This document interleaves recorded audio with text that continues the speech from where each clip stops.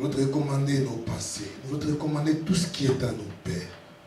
Ta parole, nous les reconnaissons, est la source de la vie. C'est toi qui as les paroles qui donnent la vie. Alors donne-nous la vie au travers de ta parole. Enseigne-nous, apprends-nous. Laisse que le Saint-Esprit puisse illuminer notre intelligence pour que nous soyons à mesure de comprendre quelle est ta volonté pour nous. Ô Seigneur, tout esprit maléfique, toute force contraire à ta volonté, toute puissance d'incompréhension qui peut venir nous empêcher d'écouter ta parole, soit anéantie au nom de Jésus. Seigneur, nous recommandons ces moments entre tes saintes mains. Laisse que le Saint-Esprit début jusqu'à la fin lui-même nous conduise. Nous avons supplié au nom de Jésus. Amen. Amen. Acclame le Seigneur très fort.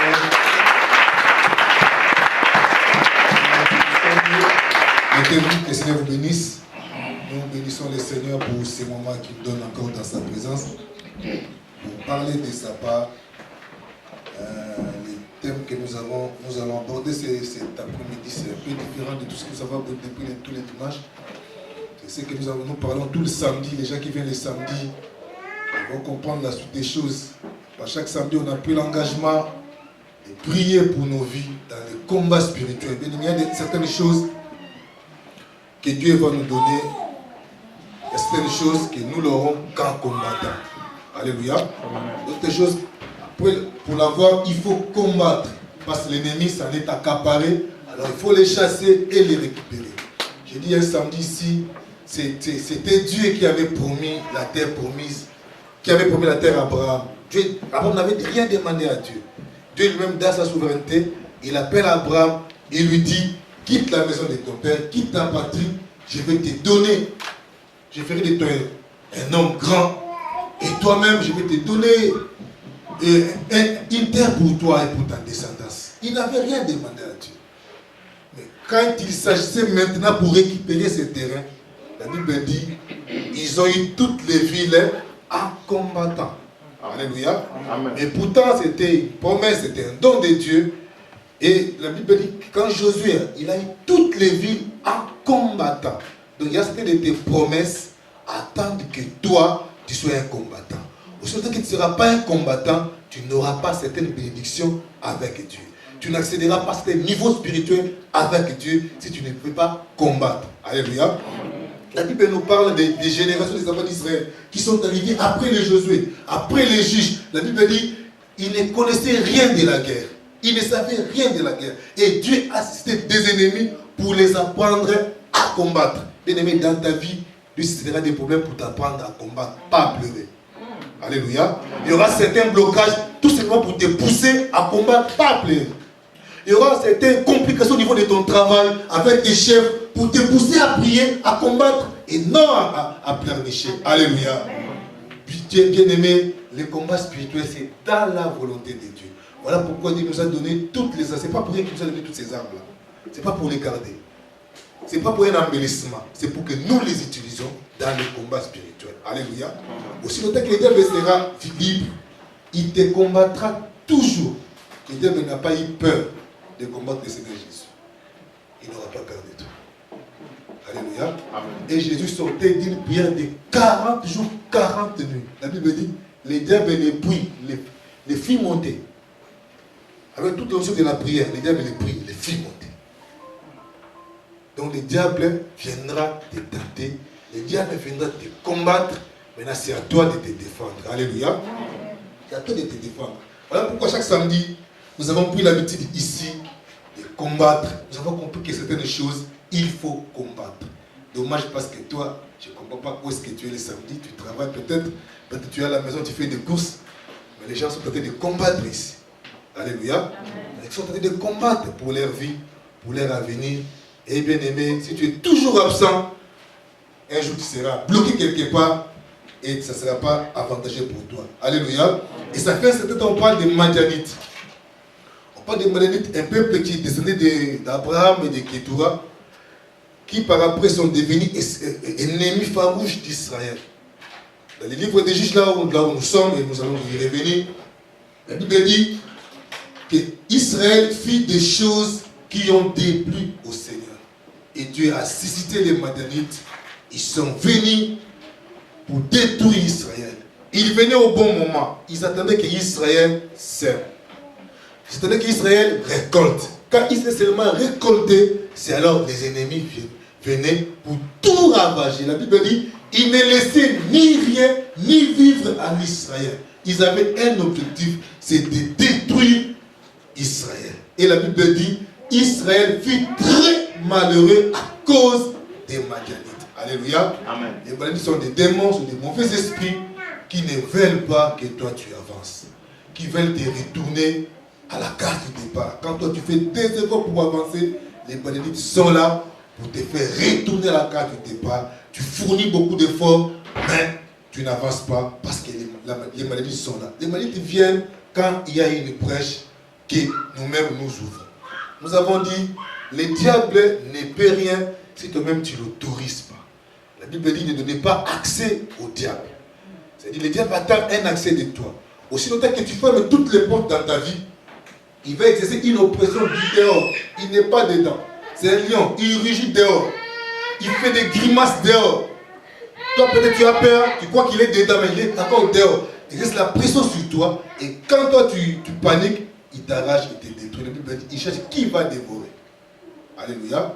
Donc Israël lui-même, en se conduisant mal, il a ouvert une brèche pour que les Madianites les attaquent. Mais chaque fois qu'un enfant de Dieu ouvre une brèche dans sa vie, amenant une vie de péché, une vie très très très légère, il ouvre des brèches aux démons. Et quand les démons s'installent, c'est pour détruire. Quand les démons s'installent, c'est pour déranger les choses. Alléluia. Israël fut très malheureux et ils ont crié à l'Éternel Dieu. La Bible dit, Dieu les renvoya un prophète pour leur parler. Quand ils ont prié, ils ont compris que nous avons péché. Ce qui est bien avec notre Dieu, c'est que tu peux recommencer tout le temps avec lui. Amen. Alléluia. Amen. Aucune situation n'est fatale quand tu es enfant de Dieu. Tu peux tout recommencer. Alléluia. Amen. Que le diable n'endurcisse pas ton cœur. Qu'il ne te dise pas que Dieu ne va pas t'écouter. Il a dit, si vos péchés sont rouges, comme des cramoises, s'ils sont noirs, moi je les rendais plus blancs, plus que la neige blanche. Alléluia. Seulement venez, plaidons ensemble. Parlons de ça. Parlons de ces fautes. Parlons de ces péchés-là. Toi et moi, parlons de ça. Et moi, je vais effacer cela. Alléluia. Amen. Quand tu persistes à endurcir ton cœur, à ne pas te repentir, en continuant dans les péchés, tu vas t'enfoncer encore plus loin dans les mal et ta sortie sera très très très très difficile. Israël a compris le plus tôt possible qu'il était malheureux à cause des Madianites. Ils ont compris que nous avons un Dieu qui est compatissant, qui est miséricordieux, qui peut faire encore grâce. Retournons à lui et crions à l'Éternel. Quand ils ont crié à Dieu, Dieu a écouté. Maintenant, Dieu était dans le processus de donner une réponse, la délivrance à Israël. Alléluia. Quand tu pries, j'ai dit ça hier, Dieu entre dans le processus de te répondre à toutes tes préoccupations. Il le fait à sa manière. Et laissons Dieu le faire à sa manière. Et chaque fois qu'il le fait, il le fait bien. Alléluia. Et Dieu a commencé à faire des choses. Et la deuxième chose qu'il a fait, il s'est choisi un homme. Dieu répondra toujours à l'homme par un homme. Alléluia. Amen. Dieu te mettra toujours dans une situation où tu peux répondre à d'autres questions que certaines personnes n'ont pas de réponse. J'ai dit hier, Dieu ne nous bénit pas pour nous-mêmes. Dieu nous bénit pour les autres. Et ceux qui ne comprennent pas cela, ils bloquent leur bénédiction quand ils concentrent tout sur eux-mêmes. Alléluia. Quand tu concentres tout sur toi-même, tu es en train d'étouffer les bénédictions de Dieu. Dieu dit à Abraham, je ferai de toi une source de bénédiction pour plusieurs. Donc quand Dieu te bénit, c'est qu'il veut qu'une autre personne en profite aussi. Il veut que ton église en profite aussi. Alléluia. Amen. Et Dieu, maintenant, il cite Gédéon. Nous avons parlé de Gédéon, nous avons parlé de l'offrande de Gédéon. Nous avons parlé comment Gédéon était un homme qui doutait de lui-même, qui n'avait pas confiance en lui-même, un homme qui se plaignait toujours, Mais Dieu a voulu que Gédéon passe à l'action. Dieu ne voulait pas que Gédéon reste là à se plaindre des situations qui arrivaient. Dieu était conscient des situations qui lui arrivaient. Mais il voulait que quelqu'un s'élève pour changer les choses. Les choses ne changent pas d'elles-mêmes. Il faut que quelqu'un s'élève pour changer les choses et les choses vont changer. Alléluia. Amen. Et Dieu a choisi Gédéon pour qu'il soit cet élément catalysateur pour que toutes les choses commencent à changer. Là, il lui a donné des passés positifs. Il a trouvé un homme qui était craintif, mais il lui a donné des passés positifs. Il a communiqué la vie à Gédéon pour que Gédéon comprenne qu'il est avec lui, qu'il devait agir. Alléluia. Mais il y avait un problème. C'est sur ça que nous allons encore parler ce soir. Dans la vie de Gédéon, qui a parlé avec Dieu, que Dieu a choisi pour faire ce travail. On est Juge chapitre 6. Juge chapitre 6. Nous allons lire du 25e au 28e verset. Est-ce qu'on peut le lire à l'unisson? Oui. Juge chapitre 6.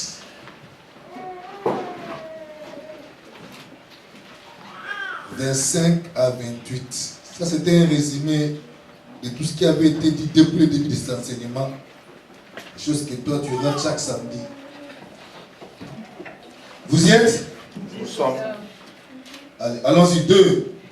Dans la même nuit, l'Éternel dit à Gédéon, prends le jeune taureau de ton père et un second taureau de 7 ans, renverse le bas de l'autel qui est à ton père et avant le Dieu sacré qui est Jésus. Tu bâtiras ensuite et tu disposeras sur le haut de ces rochers un autel à l'Éternel ton Dieu.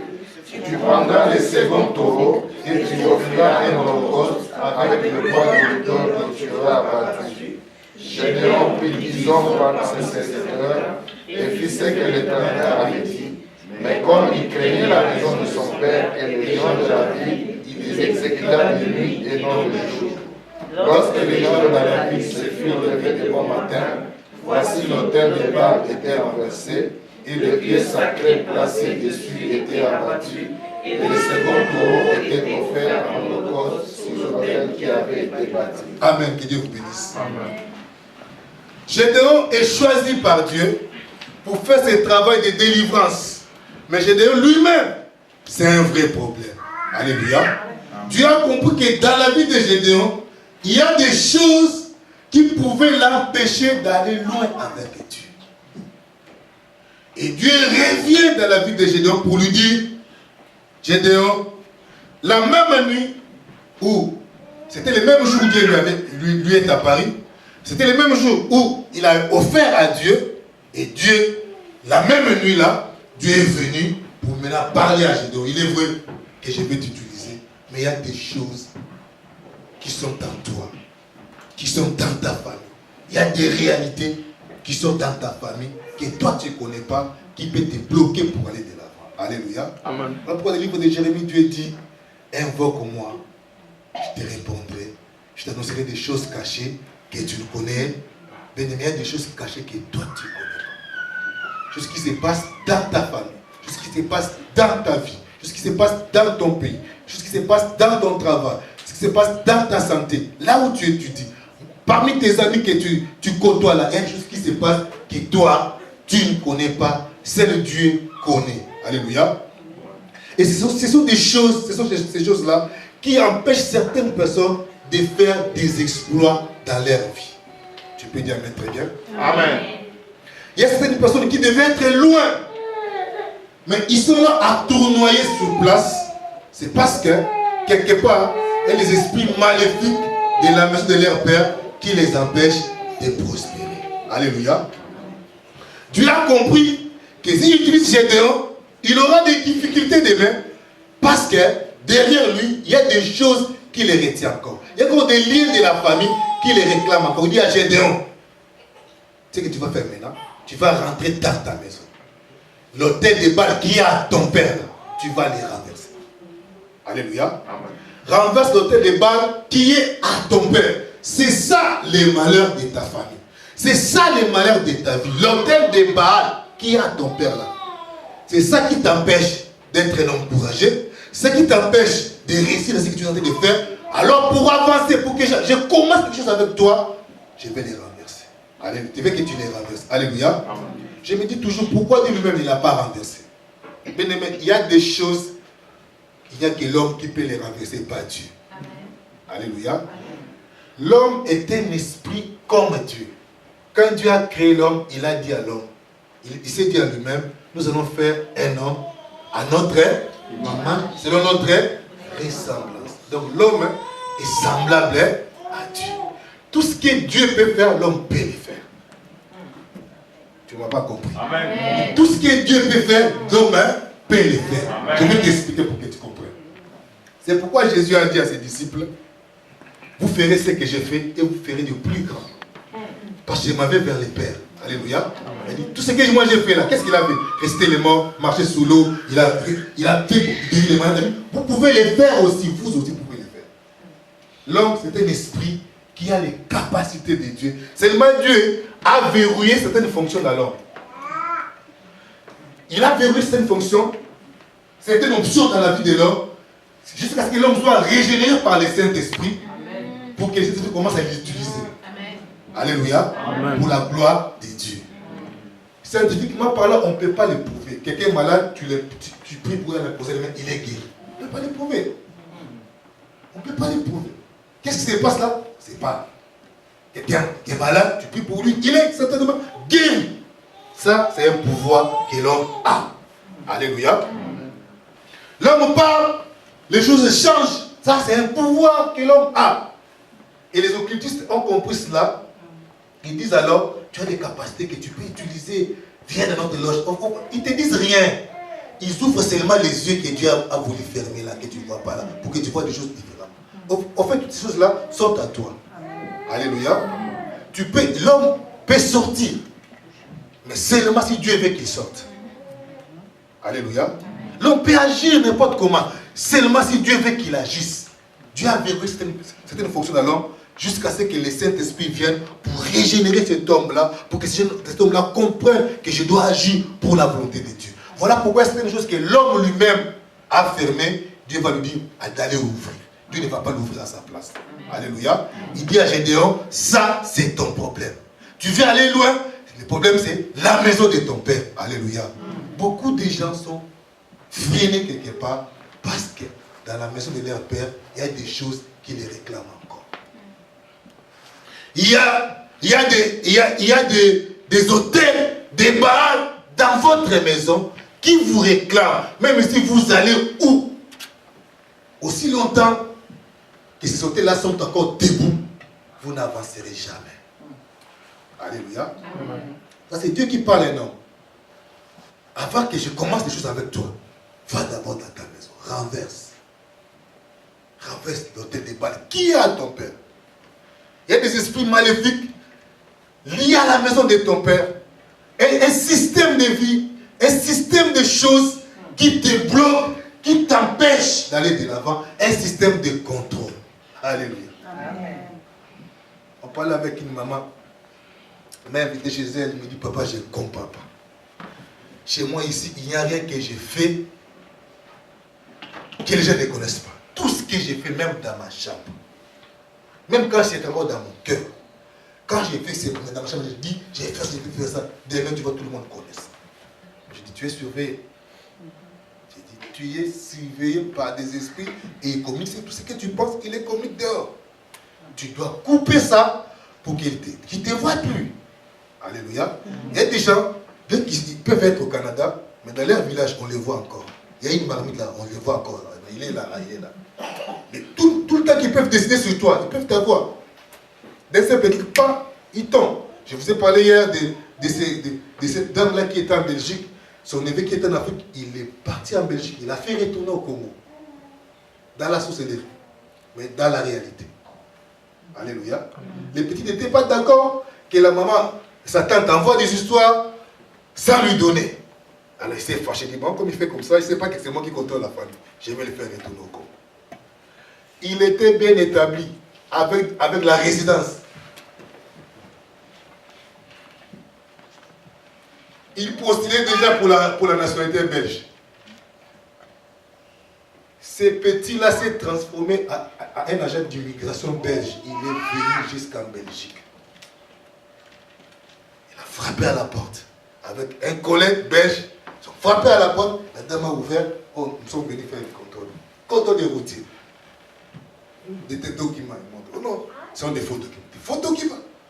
Mais j'ai fait des années ici en Belgique. J'ai ça. On m'a jamais dit. C'est faux, madame. Il faut l'amener à l'immigration. L'immigration de la société, lui, il comprend tout. Alléluia. Tout ce qui s'est passé là, c'était la poudre aux yeux. C'était vraiment un autre, il était vraiment dans un autre monde. Lui, c'était un monde réel. Mais c'est un monde de la société. On l'a amené là-bas. Caché, papa, revis. On l'a mis en prison. Les prochains jours qui venaient, retourne à qui? Tel qu'il était là. Elle a tout laissé. Le jour où m'a monté la femme, je l'ai vue. Elle ressemblait à une folle. Alléluia. Elle n'en revenait pas comment elle est ratée. Et ce petit-là qui est venu nous raconter ce qu'il a fait de sa tante. Alléluia. Pourquoi il voulait avancer, mais il y avait des réclamations dans la maison de son père qui l'ont fait rentrer. Bien-aimé, n'avance pas si tu n'es pas sûr que tu as tout renversé derrière toi. Alléluia. Heureusement, il y a des chrétiens qui sont là, mais on n'a jamais fait un service de délivrance sur eux. Ils n'ont jamais fait la cure d'âme. Ils n'ont jamais fait la cure d'âme. On n'a jamais fait le service de délivrance sur eux. Ils s'entêtent.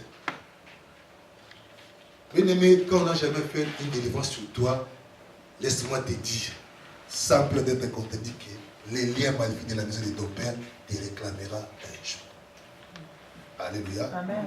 Pierre était entre les mains de Jésus. Il mangeait, il dormait avec Jésus. Jésus l'a envoyé même prêcher la parole de Dieu. Les diables connaissent les réclames. Alléluia. Jésus, il a répandu l'évangile, il a prié pour les malades. Les malades étaient guéris. Mais Satan faisait pression pour prendre Pierre. Et heureusement, Jésus était un bouclier pour eux. Il dit à Pierre, Pierre, Satan t'a réclamé aujourd'hui pour t'écriver comme du fromage. Mais moi, j'ai prié pour toi. Alléluia. Qu'est-ce qu'il réclamait? C'est-à-dire trouver en Pierre des choses qui lui appartenaient. Alléluia. Donc, pour rentrer avec notre Gédéon voulait aller loin, mais Dieu lui dit, Gédéon, il y a un problème. C'est dans la maison de ton père, là où se trouvaient des problèmes. Alléluia. Donc, il y a un esprit maléfique qui contrôle toute votre famille. Et ces esprits-là ont un objectif. Et puis moi, je dis des esprits maléfiques de la maison de ton père, c'est qu'ils veulent te détourner de tout ce que Dieu a prévu pour toi. Alléluia. Ils veulent te détourner de tout ce qui est de la volonté de Dieu. Il y a des gens qui pouvaient être brillants. On a étudié avec un garçon. Il était brillant. Il était vraiment bruyant. Depuis le début de l'année jusqu'à la fin de l'année, c'est un garçon bruyant. Moi, je me disais qu'il ira loin. Après, on s'est séparés avec beaucoup de gens, on n'avait pas de contact. Moi, je travaillais à la fonction publique, j'étais là, dans l'antichambre du directeur. Il m'a dit, tu vois ici, parce qu'on reçoit des visiteurs, il faut toujours en veste. Quand tu viens au service, toujours être propre en veste. C'était ça. J'ai tout le temps, que ce soit lundi, que ce soit mardi, jusqu'à samedi, j'étais toujours en veste. Je venais rentrer au travail, j'étais chiquement habillé. Quand j'étais à l'arrêt de bus, je voulais aller à la prière. Je venais du travail. J'étais chiquement habillé, j'étais là. Parce que les madames de sortir, madame me dit, tu étais bien habillé aujourd'hui. Je dis, ouais, tu as senti.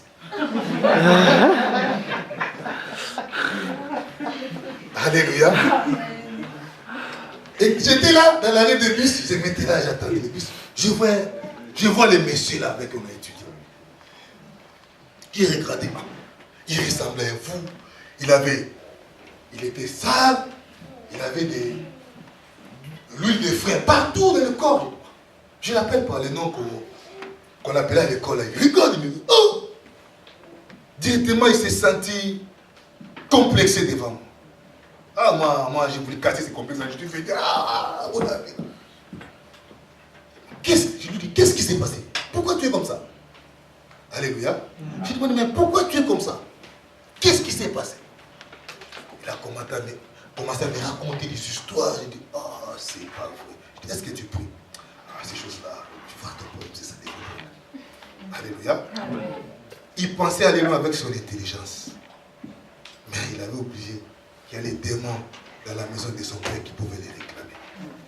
Il y a encore des hôtels que les anciens ont laissés, que les parents ont laissés, consciemment ou inconsciemment, qui continuent à réclamer certaines personnes. Alléluia. Amen. Donc ces esprits-là ont un objectif de te détourner de la vie que Dieu a prévue pour toi. Il te détourne complètement. Il te détourne carrément de la voie de Dieu pour que tu n'arrives pas à cela. Et vous allez remarquer dans une famille, vous avez presque la même vie, vous tous. Vous avez presque la même vie, vous tous. C'est parce qu'il y a un esprit là qui vous maintient dans l'esclavagisme. Alléluia. Voilà pourquoi Dieu a dit à Gédéon, tu dois renverser l'autel de Baal qui est à ton père. Donc, il y a un esprit dans la maison de ton père qui t'empêche de progresser. Mais quand tu n'avances pas, il faut se poser des questions et des questions profondes dans ta vie. Ne fais pas semblant. Qu'est-ce qui ne va pas dans ma vie? Est-ce qu'il y a des choses, il y a des autels qui ne sont pas encore renversés, que je dois renverser? Alléluia. On était à Mbujimaï, au centre du Congo, là, on faisait le travail de Dieu. Chaque vendredi, on avait décrété une journée de prière de délivrance pour les gens. On priait de 10h à 17h. On était à 10h tous les jours. C'était des prières fortes. Et ça commençait à tirer beaucoup de gens. On avait mis une discipline. Après 30 minutes de retard, tu viens, tu ne rentres pas, on ferme la porte.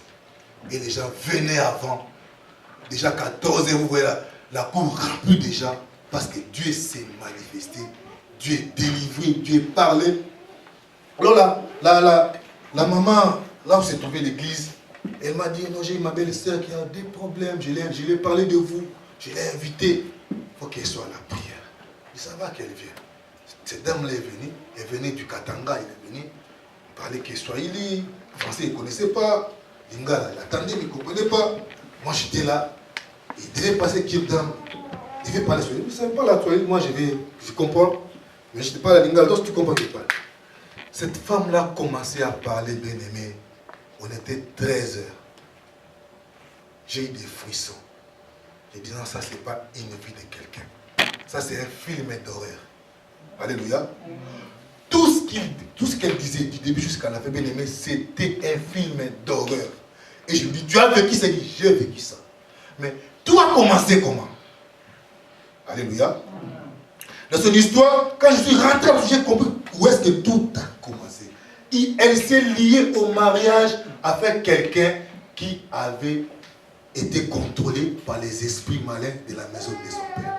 Et comme le mariage est une alliance, il y a échange des démons. Les démons de la famille de ta femme viennent, les démons de ta famille, les familles de ton mari viennent aussi, ils s'assemblent. Oui, c'est ça les mariages, ça l'alliance. Voilà pourquoi il faut te demander quand tu vas aller te marier. Il faut te poser des sérieuses questions. Est-ce que là où je vais là, c'est bien? Alléluia. Et tu te prépares. Les mariages, c'est pas une question de sentiment. Non, je t'aime, tu vois, tu as des yeux bleus. Non, c'est pas ça. C'est plus que ça. Il y a des esprits qui entrent, qui s'invitent eux-mêmes. Alléluia. Qui s'invitent. Du fait que les deux familles s'assemblent, il y a passation des esprits. Alléluia. Ouais. Mais la dame, elle s'est mariée à un homme. Ce monsieur-là ne se mariait pas. Quand son papa voulait mourir, il dit, ah mon fils, tu ne t'es pas marié jusqu'à cet âge, moi je vais mourir. Est-ce que je vais voir ta famille? Papa, ne t'en fais pas. Même si tu es mort, moi je vais te prêter ma femme. C'était le vœu qu'il avait fait à son père. Son père est mort. Il s'est marié avec la dame là. Alors, après les cérémonies, il dit, bon ça va, je vais te prendre. Avant qu'on aille à la maison, je vais te présenter à quelqu'un. La dame dit, moi je croyais que c'était quelqu'un qui était vivant. On va au cimetière. Il dit, je vais te présenter à mon père. Il arrive devant le tombeau, il dit, papa, voici la femme. Il ne dit pas, voici ma femme. Hein. Il dit, papa, voici la femme. Il a dit des choses, et puis ils sont rentrés à la maison. C'était ça le début des choses. Donc, on a pris cette femme-là, on l'a fait entrer dans une alliance qui ne connaissait ni la tête ni la queue. La jeune fille, ne sois pas entraînée par quelqu'un que tu ne connais pas son état d'esprit. Tu comprends? Prie pour ton mariage. Prends le temps de prier pour la femme que tu veux épouser. Prends le temps de prier pour l'homme que tu veux épouser. Parce que tu ne sais pas qu'est-ce qui peut entraîner dans ta vie ces messieurs-là ou cette dame-là avec qui tu veux t'associer. La femme me dit, elle rentre à la maison. Elle dit, mon mari dormait, moi je dormais. J'ai éteint la lumière, mais j'étais là sous le lit et j'ai regardé les choses. Et j'ai vu la porte s'ouvrir. J'ai dit, viens papa entrer. Je le voyais comme ça. Je croyais que j'étais en train de rêver. Il dit, c'est papa là m'a pris comme sa femme. Après il est parti. J'ai dit, non, je ne rêvais pas. J'allume la lumière. Je sais réellement, j'ai vu décider que j'étais vraiment réellement avec un homme. Il réveille son mari.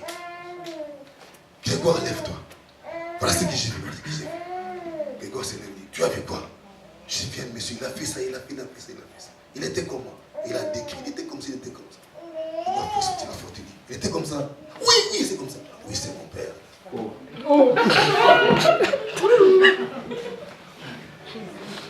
Il dit, le Messie s'est rendormi profondément.